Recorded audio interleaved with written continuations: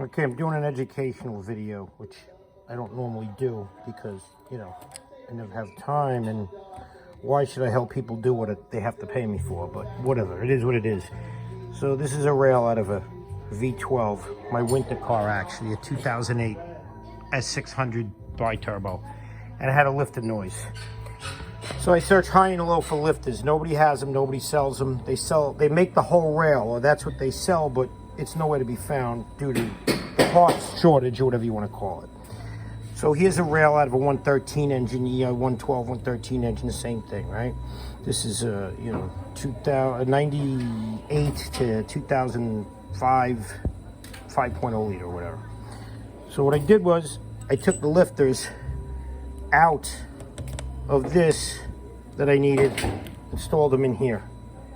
Let's see how it works. But for all of you out there, I was looking on YouTube. I found a guy that gave a nice description of this lifter rebuild he was doing on a standard go-to straightforward 113 engine, but I didn't find anything on the V12s. So when the V12s get the lifter noise, just find the soft ones, pull them out, and note that intake and exhaust are different from one another.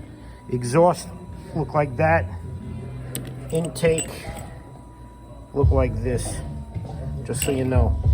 So there is your V12 lifter noise fix without getting raped and pillaged. And truth be told, nobody has this stuff, so you can't even buy it. So there's another reason I'm letting the cat out of the bag. But yeah, there's your V12 lifter noise repair. And while I'm dicking off with this, I should be doing a lot of other things, but I decided to do my draw a bone for the day. Boy, it'd be nice to find mechanics. It'd be nice to find some. Right now, we've got too much shit going on.